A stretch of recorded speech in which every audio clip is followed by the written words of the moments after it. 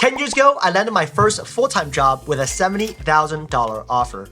This year, I'm on track to make double my current salary from YouTube alone. And people comment all the time, well, if only you started YouTube right out of college. But the truth is, all these years spent in corporate gave me an unfair advantage that plays a huge role in my side hustle. And that unfair advantage is the skills I could have only learned in my summer internships, my first full-time job, my current job in tech. And those skills are directly responsible for my success as a part-time content creator. For those of you working a 9-to-5, but your end goal is to build something of your own, here are 4 corporate skills I wish I focused on developing much sooner. Starting with skill number 1, storytelling.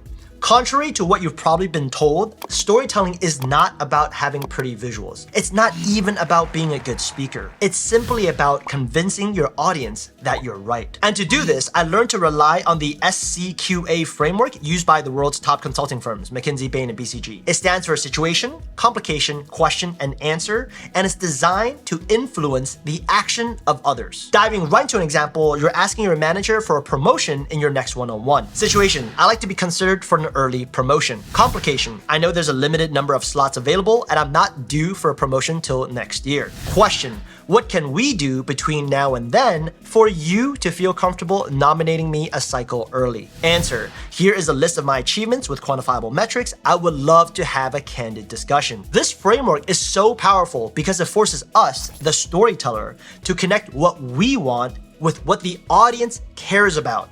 And this in turn helps us preempt some of their concerns and challenges. I used a one-on-one meeting example on purpose to showcase how versatile the framework is, but obviously SCQA can be used in larger presentations, project proposals, and business plans. Okay, so what about content creation? Let's use this video as an example. Situation, a lot of working professionals are thinking about starting a sustainable side hustle. Complication, most people think corporate skills won't help them as creators. Question, what can working professionals bring from their 9-to-5 to succeed in their side hustle? Answer, this video. And if you're still watching, click like and subscribe. No matter the medium, the best content follows some version of this framework. And if you want to learn more, check out my full video on the SCQA storytelling method. Skill number 2, the BLUF technique. Short for bottom line up front. BLUF is an extremely valued communication skill that's all about presenting key outcomes ahead of supporting explanations. Jumping into a few workplace examples, when writing emails, lead with your ask,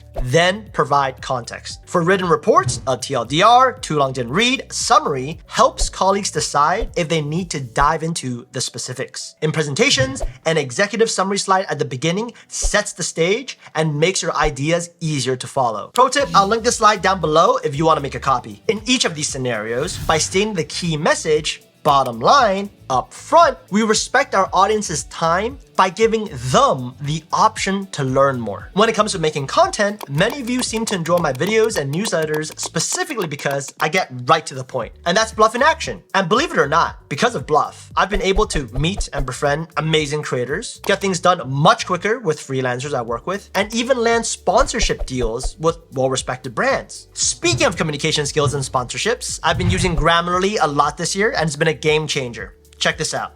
I've just been connected with someone over email at work, right? And with the Grammarly desktop app, I can literally just hit the reply quickly option to have Grammarly draft an extremely relevant reply based on the context. I make a few quick adjustments and it's good to go. I'm also a very direct and sometimes mean person, especially when I say no. So I've been using this make it empathetic option a lot. All my colleagues are laughing right now because they know I've been using this.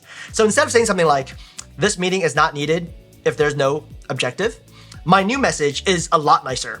Okay, this is like too nice, I need to edit it, but it's much easier to delete words than to add words. Pro tip, you can use a text expander tool in combination with Grammarly to quickly input a prompt you use all the time. Sign up and download for free using my link down below, and thank you Grammarly for sponsoring this video. Skill number 3 isn't technically a skill, but the professional network that by default comes with corporate jobs have played a huge role in my side hustle. First, working at an established company gives me access to a diverse talent pool, many of whom are experts in their field. Instead of trial and error, my colleague in sales became my copywriting mentor. A marketing manager shared free tools I would have never known about, and senior leaders shared their tips for better storytelling. Second, I wasn't limited to just an internal network. A colleague referred me to a developer who helped build my website, and external agencies I work with taught me how to use industry tools to automate my research research process. Obviously, we can build fantastic networks without a 9-to-5, but I can't deny that my corporate job made it so much easier to meet potential mentors both inside and outside the company. Looking back, I got extremely lucky connecting with all these individuals because I didn't plan on starting a YouTube channel. But if you know you want to build something someday, are there people with relevant knowledge, connections, and resources you should connect and keep in contact with? I just really wish someone gave me this advice 10 years ago. I'd say this next corporate skill played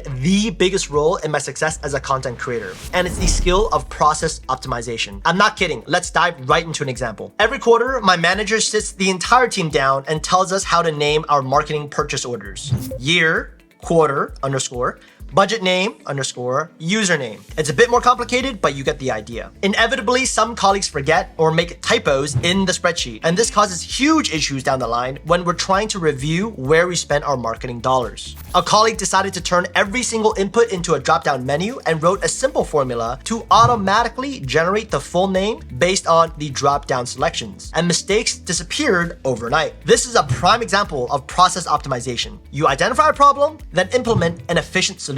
In other words, you build a reliable system. As a creator, systems run my entire life. I open up a new template in Notion whenever I start a video, and I just follow the steps. If the previous checkbox is not checked, I cannot move forward. If I find a more efficient way to do something, I make that change in the template so I reap the benefits when filming future videos. I don't want to be a Debbie Downer, but I do believe entrepreneurship and side hustles get romanticized. What you see right now, me having a lot of fun and talking in this video, is like 10% of what I do. 90% of the time, I'm literally checking off checkboxes to make sure I have the right title and thumbnail. I filmed all the B-roll. I applied all the color and audio presets. Because if I didn't do that, I would make mistakes. The qualities of these videos would decrease, and instead of smashing that like button, you'd be so disappointed, you'd be clicking the dislike button twice. My recommendation is to identify one repetitive and tedious task at work and see if you can automate it. For example, if you use Google Docs to take notes, use the placeholder and custom block feature to quickly generate a notes block before every meeting. I have a free toolkit for Google Workspace users coming soon where you can just sign up and download some of the templates I use.